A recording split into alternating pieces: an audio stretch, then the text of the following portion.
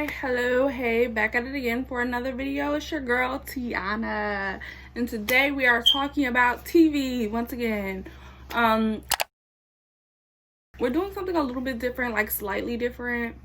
Usually like I come on here and I have like a whole like thought process about like one specific TV show. However, I watch a lot of TV, like arguably too much TV, and I don't always have like a whole big take on like a whole show, or sometimes I just want to talk about a show that I'm like in the process of watching, like I haven't made it all the way to the end, and like just tweeting about it don't be enough.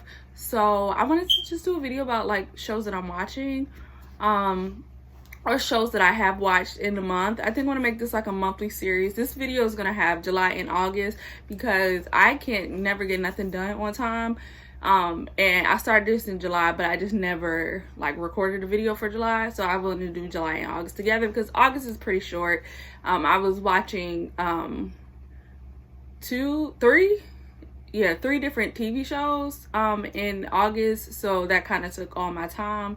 I wasn't really watching anything other than those shows, so I'll have more time to talk about the stuff that I was watching in July because I was watching a lot of different stuff in July. Okay, all right, so let's just jump right in. I do have a list in front of me as almost always, so like if you see me looking down, that's what I'm looking at. What's my notes that are in front of me, right?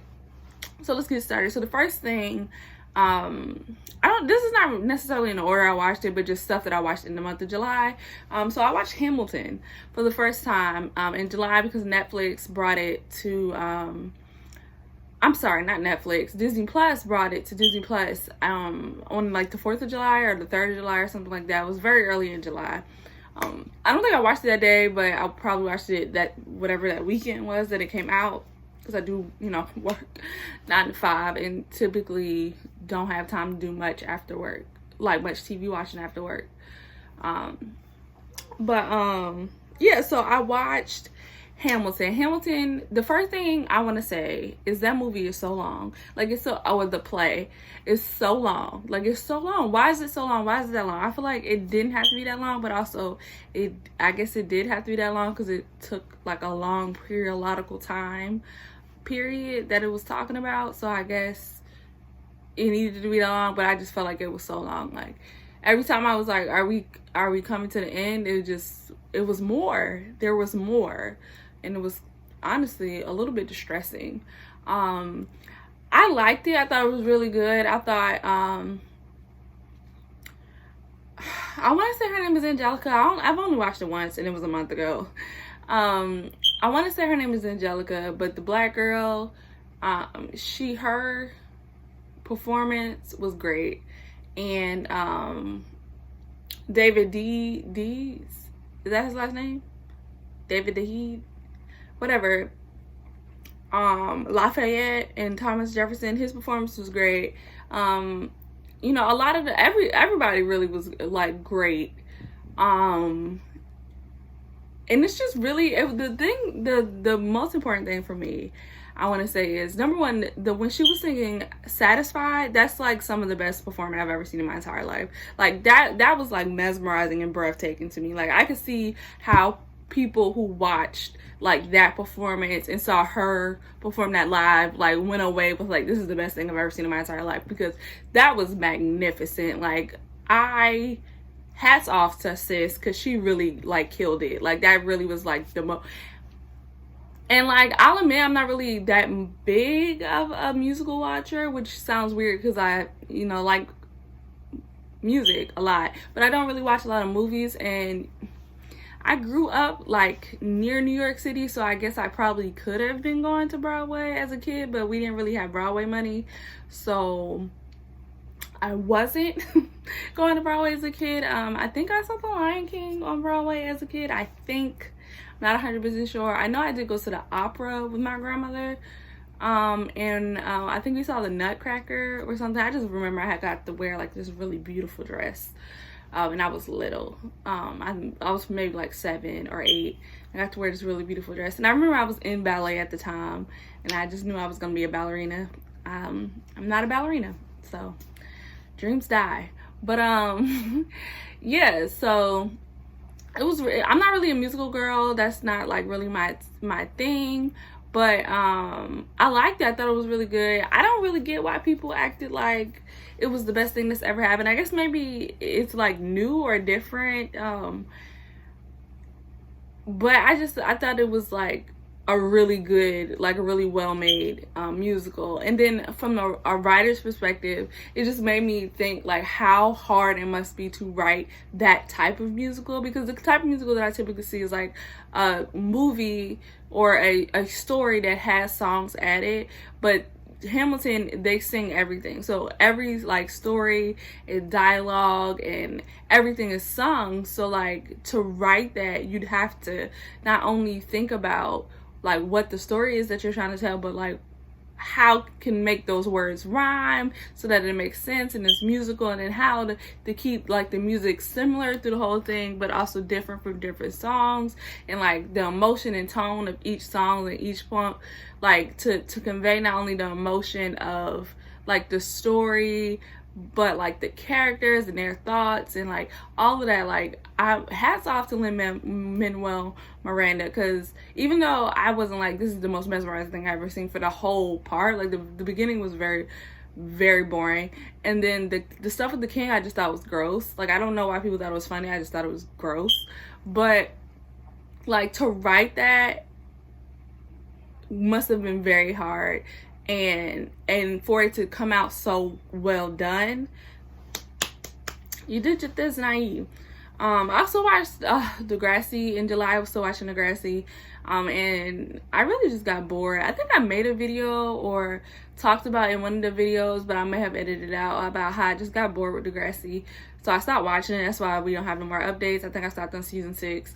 I just got bored with Degrassi, and at some point I will like jump back in and start back watching it, but I can't quite tell you when, because Netflix put a whole bunch of, or is putting a whole bunch of black shows on Netflix, so I'm probably gonna be watching those, and might not get back to Degrassi for a while.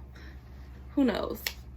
I also was watching Suburbia in July. So I really like sitcoms. I guess that's what Suburbia is the sitcom. Like I really like those like 30-minute family friendly sort of shows. I watch a lot of those types of shows. And the thing about Suburbia that I think, and actually I might talk about Suburbia in a different video that I'm kind of working on, about like female protagonists and those sort of sitcom-y shows.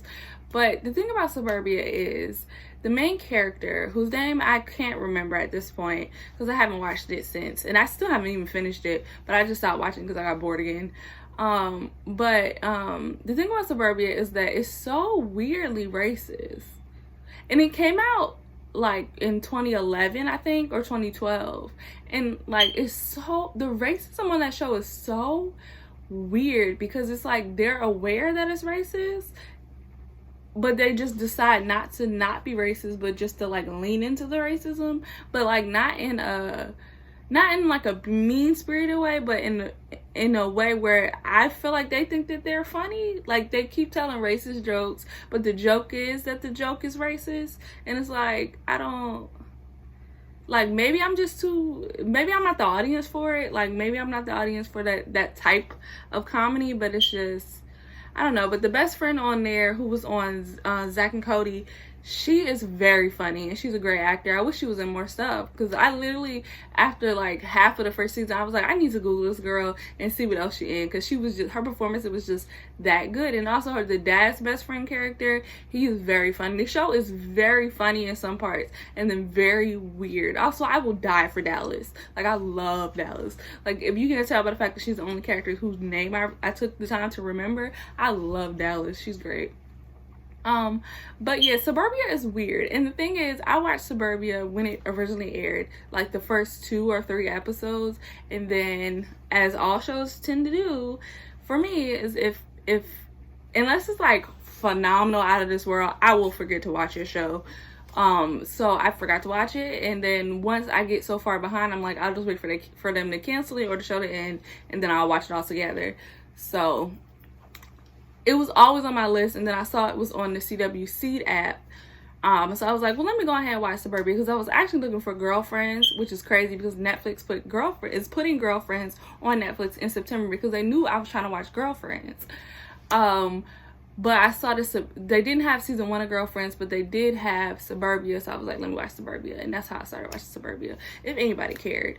It's on the CW app, the CW Seed app, which is different from the CW app, because the CW app is the shows that are on CW now. The CW Seed app is shows that used to air on CW, I think, but I could be wrong about that. All right, so another show that I was watching was Emperor's New School. So I also have Disney Plus. I have like literally every single one of those apps. And that's all I'll say about that. I have all those apps, so I was watching it on Disney Plus. And Emperor's New School, I don't remember what I wanted to say about it, but the thing I want to say in general about Disney Channel shows is a lot of those shows really held up. Like, a lot of those shows are really still funny. Like, I've watched episodes of That's So Raven. I haven't watched the whole thing over, but I've watched episodes of That's So Raven, and it's still laugh out loud funny. Like, I was just on Twitter the other day talking about how great Even Stevens is. Like, it's one of the last shows that didn't have like a crazy or out of this world premise. Like, it was literally just a mom, a dad, and 3 children. Donnie was at least 58 years old. I just want that to be clear. I don't know why they wanted us to believe Donnie was in high school. That man was 58 at the youngest. That man had a mortgage. That nigga was about to retire. Like, stop it. Like, please stop it. But it was really interesting to me rewatching Even Stevens. I guess I was watching Even Stevens in June. But either way, it was really interesting to me to see how well it held up. Like, it's still very funny. Still, like, the jokes aren't like a lot of shows, like with Suburbia, a lot of shows, they just have like this weirdness about them. Like, they're either weirdly fat phobic or weirdly like homophobic or weirdly racist, and it's like, why? Like, you can't really go past like 2018 for a show without it having some like really weird, strange, like jarring jokes where you just sort of get taken out of the story, because it's like, that would never happen now. Like, you would never be able to like let that kind of TV joke like it would never make it out of the writer room in 2020. Like, so yeah, I guess that's all I want to say about Emperor's New School, is that it's still very funny. I think Emperor's New Groove, the movie, is a very slept on Disney movie, because I think it's very good too. I haven't watched it like super recently, but I have watched it as an adult, and I do think it's still really good and it really holds up. So I don't know, watch that movie. I guess that's what I'm trying to say. I also watched Toy Story 4 for the first time. I don't really remember everything because it was a while ago, and again, I only watched it once. I really wish I would have recorded this in July. But Toy Story 4, I really liked it. Me and what's the nigga name? Andy are the same age. So whenever Toy Story 1 came out, I was the same age as Andy was. And then like Toy Story 2, we were the same age. Toy Story 3, I think that's the one when he go to college. I was going to college when he was going to college. So like, Toy Story hits a little bit different for me. Like, it just feels a little bit different. Like, it hits harder because I kind of feel like I am Andy and those are my toys. So please know, 10-15 minutes tops into the movie, I was already sobbing. Like, the whole storyline with Bo Peep, like, sobbing. It's like, Pixar really needs to rein it in. They don't have to start the movie with you crying and then have you crying in the middle at the climax and then also crying at the end. Like, sometimes you could just make a movie and people don't have to cry. You could try that. Pixar, have you considered that? Have you considered not making movies that make people cry? Try that out for once. I also watched Onward. I fell asleep, so I can't really give a review of Onward, but I did watch it, the beginning part of it, and I fell asleep. But the part that I watched, that I saw, it was good. And I don't blame me falling asleep on the movie. I fall asleep during most movies. That's another reason why I don't watch movies. I don't know, they just put me to sleep. They put me to sleep, I don't know. It takes a lot to hold my attention. Yeah. I watched this movie on Hulu called Premature that was really, really good. If you've ever seen the movie Just Another Girl on the IRT, it kind of reminded me of that. It was about a black girl from New York who met this dude and they started a relationship. It does have an age gap relationship, and it's a bad age gap relationship because she's underage and he's an adult. And she, I won't spoil, I almost spoiled it, but they don't say how old he is, but it's like very clear that he's a grown man and she is a child. And it's just, I don't know, but outside of the fact that kind of like made me uncomfortable, the movie is really good. I feel like we never really get a lot of movies about black girls being in love and like tender and romantic and soft love. I feel like it's always kind of like, I don't want to say traumatic or like trauma filled, because it's not always traumatic, but it's always like hostile or angry or like violent. Like it's never, we don't get like a lot of like really soft and tender indie movies about black girls. We just don't really get that. So if that's what if you're looking for an indie movie about a black girl that has black people in the whole movie, like everybody is black in the movie, black and Latinx, I should say, because it might be some Latinx people. I'm pretty sure everybody's black, but it might be some Latinx people. I'm not 100% sure. And it's about a black couple in love, and they also have like some conversations that sound like it was taken directly off of Black Twitter, and like some weird like preachy parts that's like, I don't even really believe that you believe that, or I think it sounds like they're trying to convince you of something. But other than that, it's a really well-made movie. It's really sweet. It's some of the best romance and sex scenes that I've seen in a movie, especially in a movie about black girls. So yeah, that was great. I also watched Palm Springs on Hulu, which was a new, what is his name? Adam? It's not Adam. Andy. There we go. Andy Samberg. A new Andy Samberg movie. And with the girl from How I Met Your Mother. The titular mother from How I Met Your Mother. And Andy Samberg.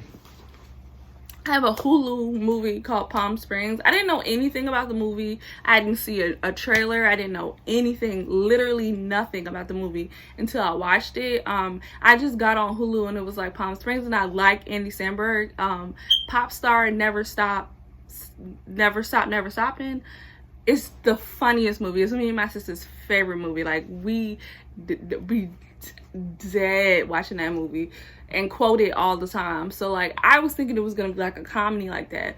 So I turned the movie on, and it is a comedy. Like it is funny, and you can tell that it's meant to be funny, but it's also like sci-fi. I guess it's sci-fi. I'm not great with genres. We went over this in the music videos. I don't know genres, but like it's about time travel, or like a time loop. They're stuck in a time loop and they live in the same day over and over and over and over, and they have to figure out a way to break out of the time loop. I think the way that they broke out of the time loop, I think the way the story progressed is different from a lot of other time loop movies I've seen. I don't want to spoil the ending, but I've never seen a time loop movie end like that. Like it tends to be like a, y'all know how time loop movies tend to end. It didn't end the way I thought it was going to end. And it was really well done. It was another very romantic and sweet movie. If you really like romance, the romance was like really, cute and soft, but white girls get cute and soft all the time.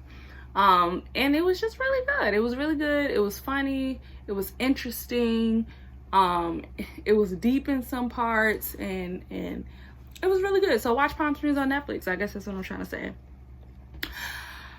I also watched on Netflix The Portrait of a Girl on Fire, because I kept seeing people talk about it all the time, how great it was. I do love me a little queer romance. You know, I love a romance, period. I'll watch any romance.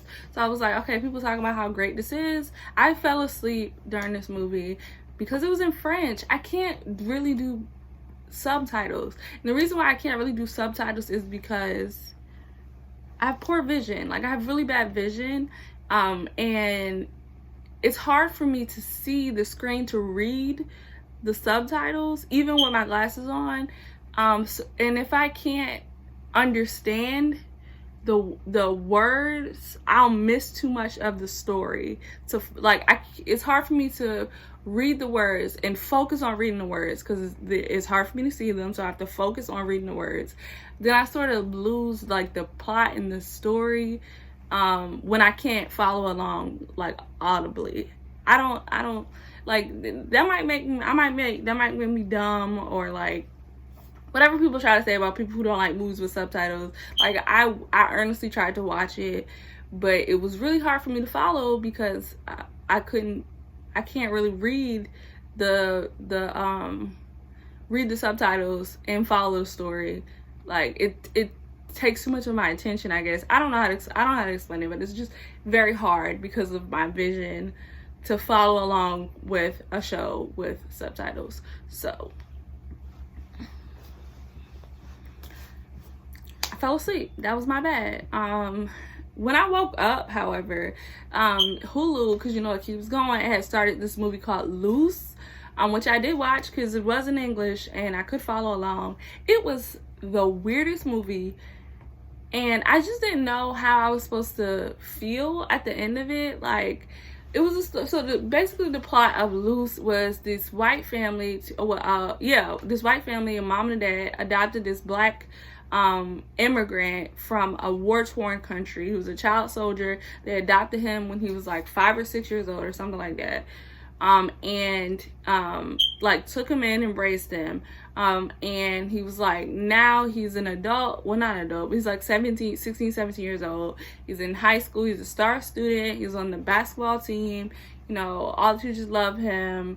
Blah, blah, blah. Like, he's a, you know, I don't know if model minority is for black immigrants as well as Asian immigrants or Asian Americans in general, but he's like the I don't know what it's called for black people, but just like the black person that teachers tell you to be like the I don't know what the word, because I don't want to say like Uncle Tom, because it's not really what I mean, and it's not like a negative connotation, but it's just like the star student, the quarterback, the person that shows you that you can pull yourself up from your bootstraps and whatever. Like the model minority is the only thing I can think of. I don't know if it's a better word or a different word for black immigrants. But and there's like some tension between him and one of his teachers, because his teacher sees him as this model minority, and it's like basically pressuring the other black kids to be more like him and treating the other black kids differently than how she treats him, because she sees him as like good or having potential or whatever. The teacher is Octavia Spencer. And so we sort of see like him growing frustrated with his teacher treating him differently and making the other students look at him differently. Then there was an issue with like his girlfriend, who is on this Canadian show called Kim's Convenience. If you've ever seen Kim's Convenience, it's on Netflix. If you want to watch it, it's great. I love it. She is the main character on Kim's Convenience, the daughter. But so his girlfriend, her, was assaulted at a party, and he was trying to like hide the evidence of her being assaulted and like talked her into not telling like the police or the teachers about her assault. And then it was just, I don't want to spoil it because I think it's worth watching, but when I got to the end, I just didn't know who I was supposed to root for, and like maybe that was the point. Like maybe I wasn't supposed to leave the movie feeling like Luce was right, or Octavia's character was right, or the parents were right, or the girlfriend was right, or whoever.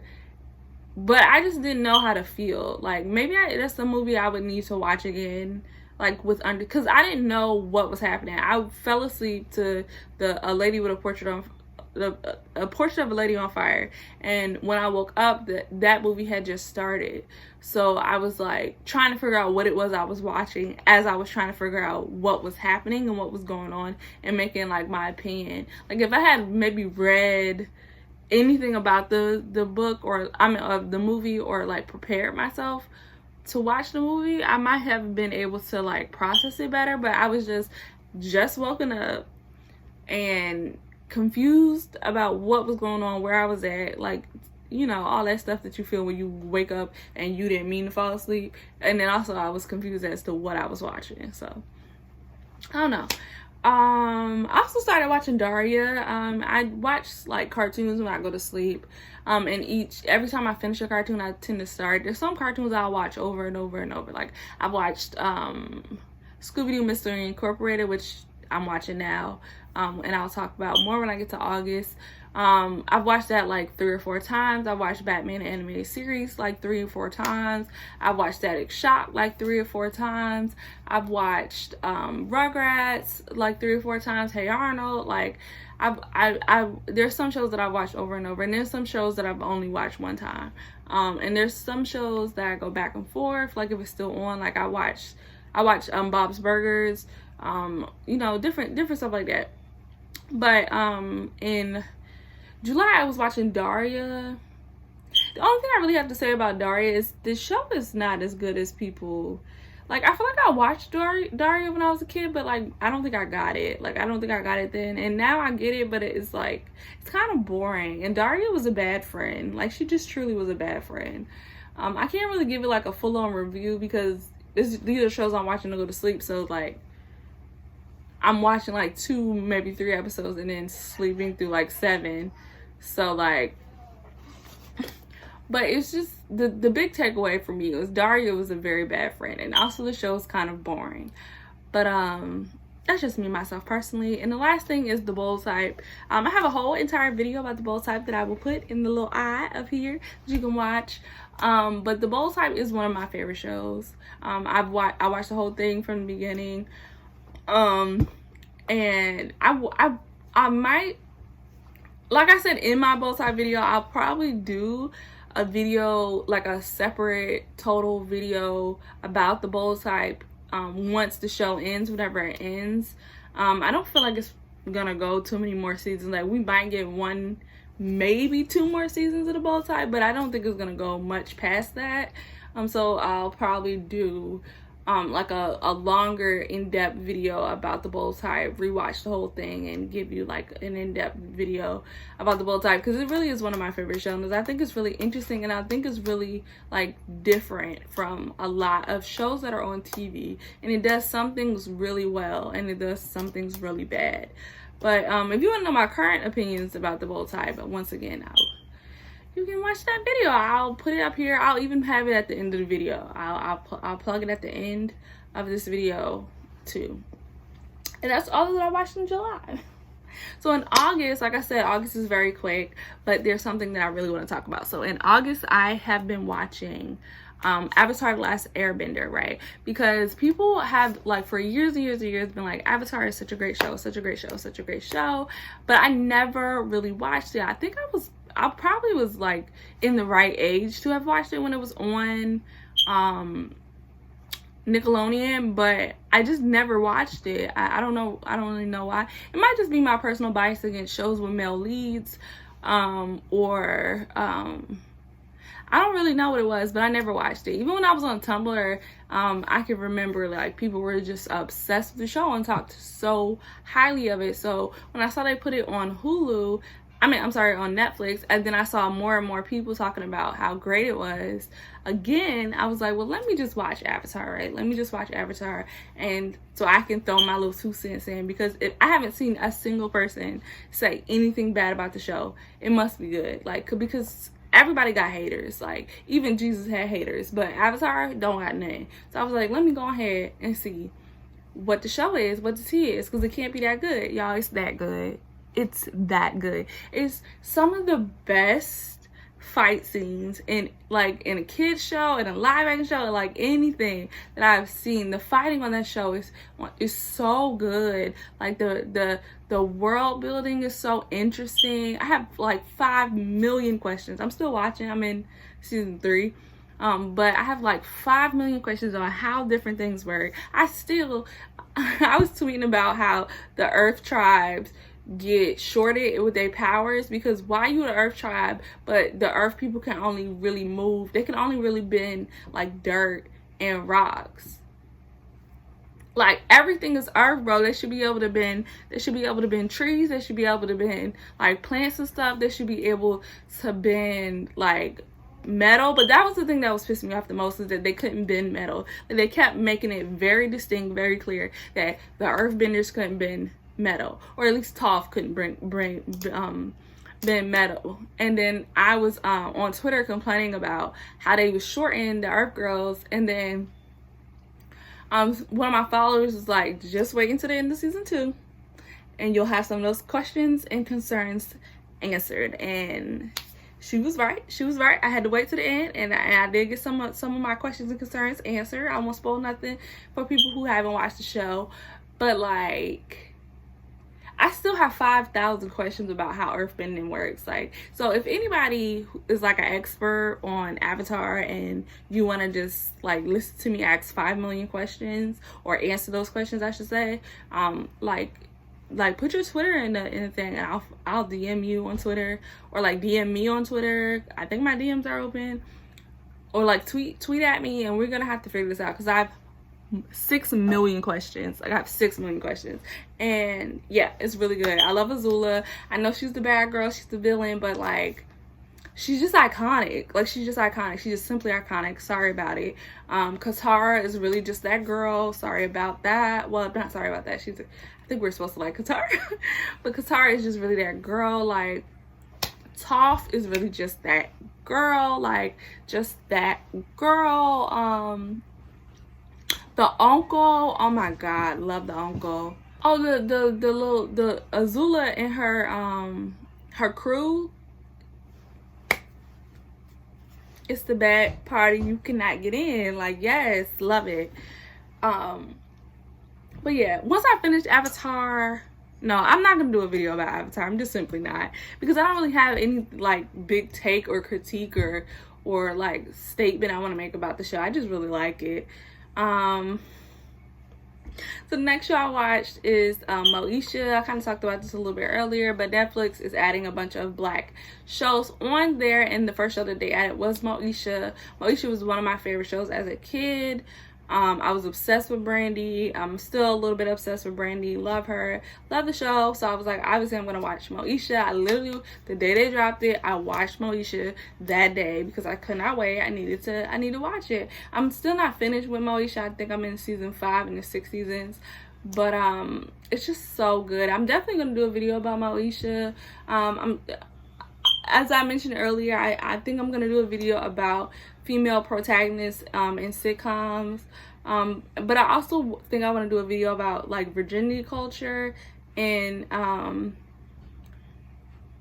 like teen girl media, because I feel like, I don't know why I just clicked like in my brain when I was watching Moesha, but I feel like almost every single show that has a that has a female lead, not just black, but just has a female lead, like has a storyline about virginity. Like, and I feel like they don't, and this might just be my own personal bias, but I feel like it's not like as prominent in shows of that type starring like male characters.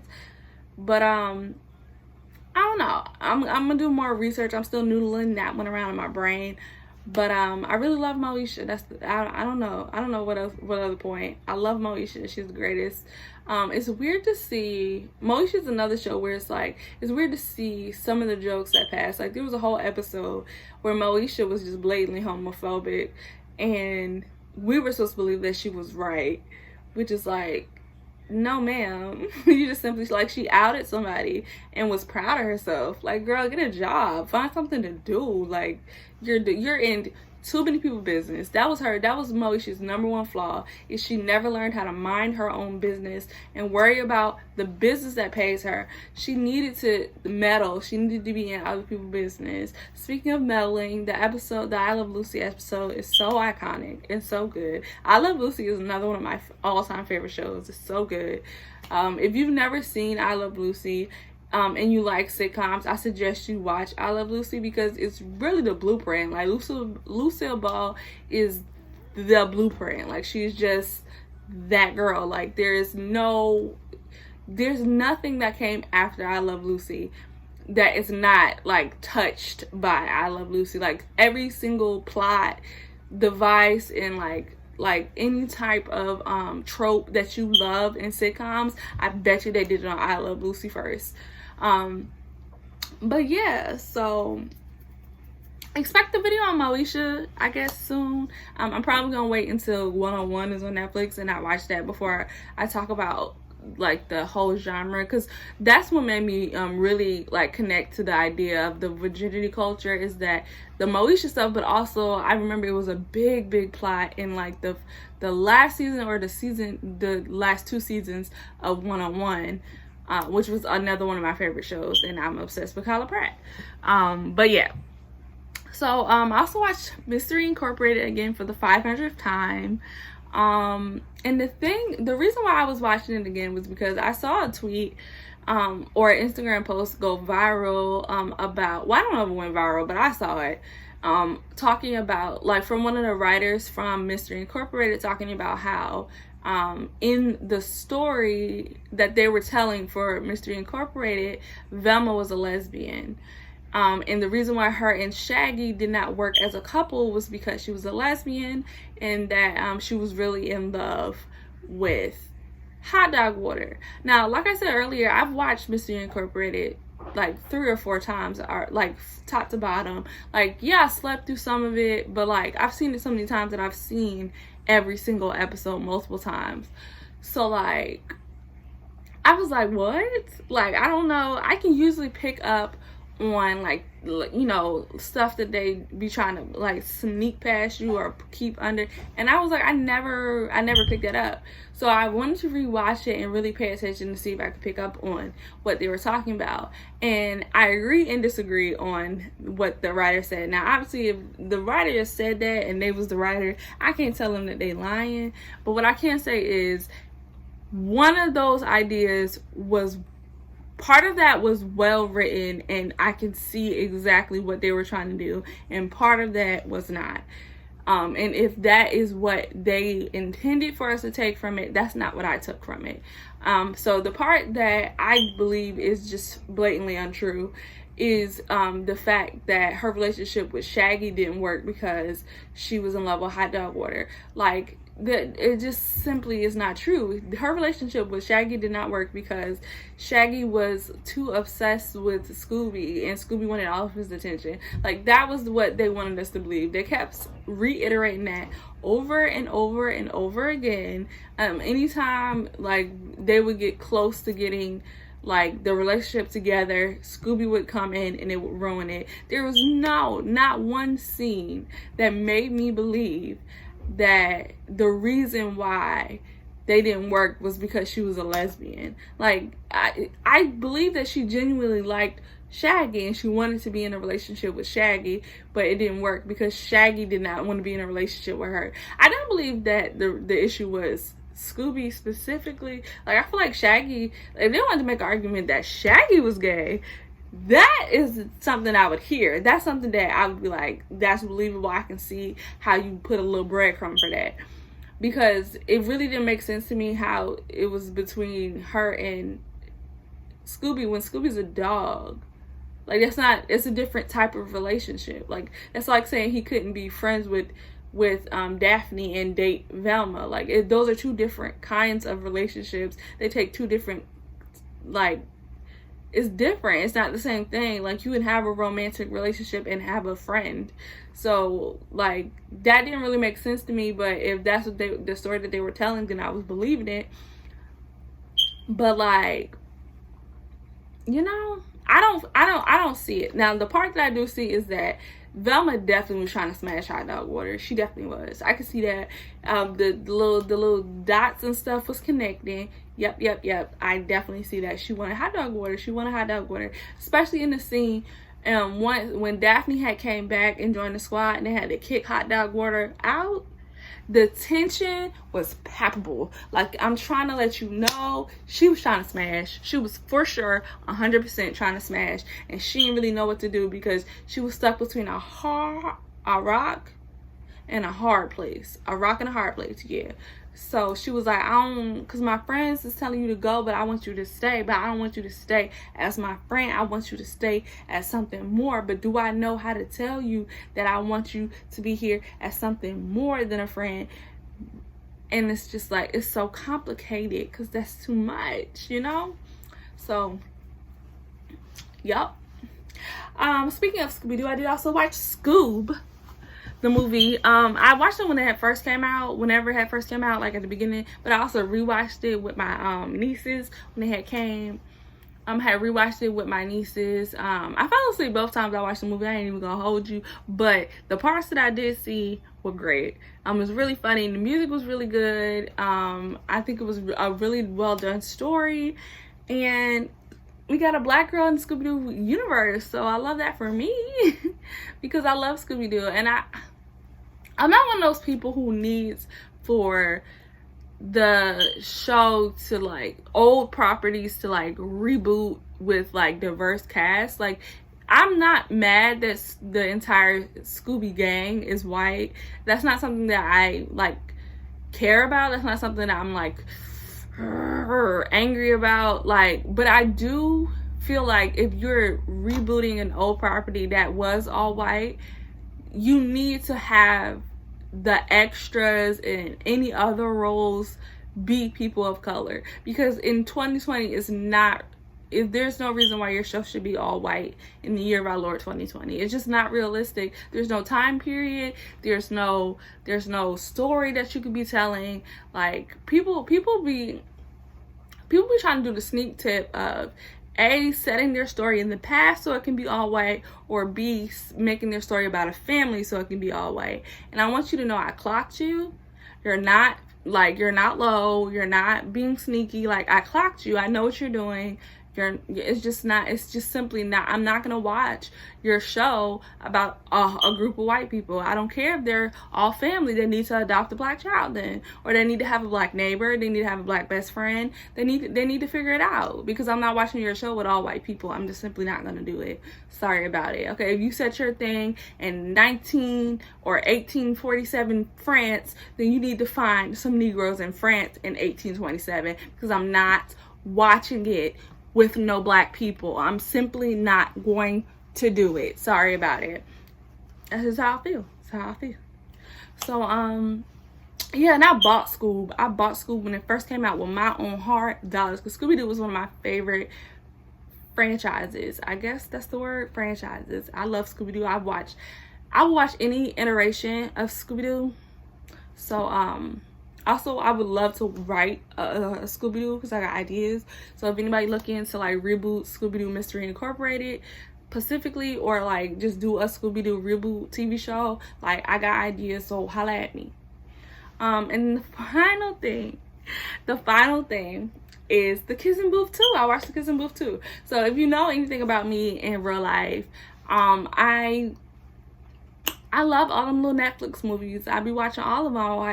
I watched The Kissing Booth. I watched Kissing Booth 2. I watched To All the Boys. I'm going to do a video on the To All the Boys series once all 3 movies come out.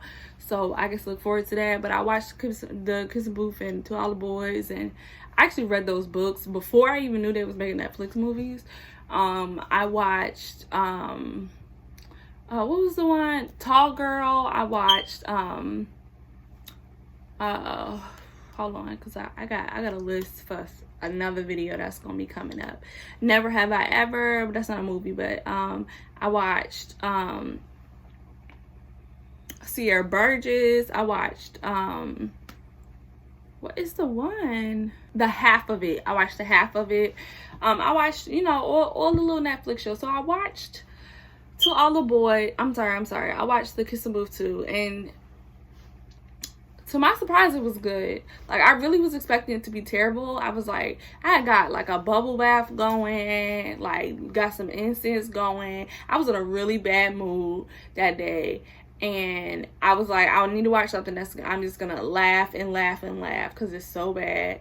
And it really was good. And that actually made my mood better than if it was bad and I laughed at it. Because it was genuinely good. Like, I liked the romance and the storyline. Like, it was, again, way too long. Like, there was so much stuff that I was like, we didn't need that. We didn't need that. You could have cut all this. We didn't need none of that. The kissing booth part of The Kissing Booth 2 was like 35 seconds. But like, they it seems like they listened to what the criticisms of for the first movie were, and really applied that in a way that made sense, and applied that in a way that still felt real. Like, the way that the brothers were written in that first movie was so toxic, and they walked a lot of that back and just made them better people, which I appreciated. Younger brother was still a little toxic, but you know, it was better. I think the conceit of him maybe cheating was kind of dumb. Like, it just didn't really make much sense. Like, they wanted us to believe that that he was cheating, but the way they like tried to walk that back or tried to like explain it away made no sense to me. Like, it just wasn't logical. The choices that they were making, like, it just didn't make no sense that we were supposed to believe that he wasn't cheating. Like, I guess I believe that he wasn't cheating because he said that he wasn't cheating, and the girl that he was supposed to have cheated with said that they weren't cheating, but like, it just didn't make sense for them not to be cheating. Like, I was like, he absolutely cheated. He cheated for sure. Like, you can't convince me he didn't cheat. But I mean, I guess if they said he didn't cheat, but I think he cheated. And that's just really, that's me. It just don't make no sense. Like, some of that, and then this scene at Thanksgiving where I would have burnt that house to the ground, but that's just me. That's just me. Because one thing about me, I love a little bit of arson. So that's just me, though. That's just me. I'm not telling nobody else what to do, but that's just me. I would have burnt the house to the ground. But that's just, again, that's just me. That's just me. Okay, God is still working on me. At the point, because I think they're doing a third Kiss and Booth movie as well. So after they do the third Kiss and Booth movie, I might do like a reaction video for all three movies and like rewatch the first two and then watch the third one. Depending on how I feel. I hate doing reaction videos because it just takes so much work to edit, and I just don't like doing a whole bunch of work. But yeah, so that's it. That's all I watched in the last 2 months. This video is actually longer than I intended it to be, and I feel like I'm talking like really fast, and it still took a long time. I mean, it still was a long video, so I guess we back to 40-minute videos, because I be trying to keep my videos at least like 20 minutes max. But I just have a lot to say about a lot of different stuff. But anyways, like this video if you like this content. Like this video specifically if you want to see me continue this series of talking about shows that I'm watching or have watched in like the monthly series of this is what I watched in August, this is what I watched in September. I don't mind doing it because it's fun to talk about the shows that I like didn't turn into a whole video, but I still liked or want to talk about, and give like quick reviews on stuff. I'm trying to be better about watching movies and like stuff that everybody have seen, because I don't watch a lot of movies, so there's so many like big popular movies that I've never seen, never heard of. Well, not never heard of, but like people talk about all the time that I've never seen, and I'm trying to be better about watching those movies, you know. it's pretty much just like white movies. I be staying out of white folks' business, so I don't be watching it. Like, I ain't never seen The Godfather or like, you know, The Sopranos. Is that a movie? One of those is a TV show. I don't know, but I've never seen like Fight Club or like, well, I just don't be watching those movies. I stay way out of white people's business. Like, I just stay out of their business. So I'm trying to be better about, because I like just knowing stuff. I like being in the know. I'm trying to be better about that. So yeah, like this video if you like this content.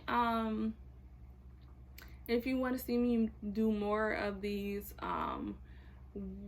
movies to watch, in the comments, tell me a movie you think I should watch. Tell me something that you feel like everybody should watch, like a movie you think that everybody should watch, that, you know, it doesn't necessarily have to be your favorite movie or even a movie that you think is good, but just a movie that you maybe think is like important to like the canon of movies, or like a movie that you feel like I said about I Love Lucy. Like, if you love sitcoms, you'll love I Love Lucy, and you'll see like everything you love about sitcoms came from I Love Lucy. Like, you can give me a movie like that. Like, I really love romances, so if you know like the OG romance movie that gives like the whole genre, it's like the grandmama of all romance and like romantic comedy and like stuff like that, give me that movie in the comments and I'll watch it, and I'll do a video talking about, like, maybe I'll do a video talking about my favorite romantic comedies, because I feel like we're in a romantic comedy slump, and your girl really loves a romance. Like, I really love a romance. But yeah, so once again, like this video if you want to see me do more of these monthly videos of things that I'm watching.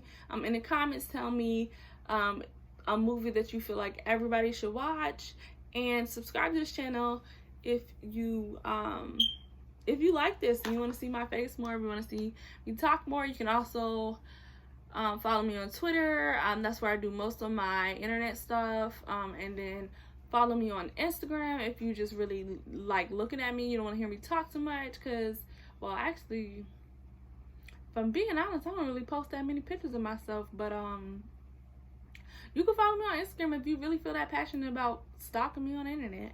And yeah, that's it. That's all. See you in the next one.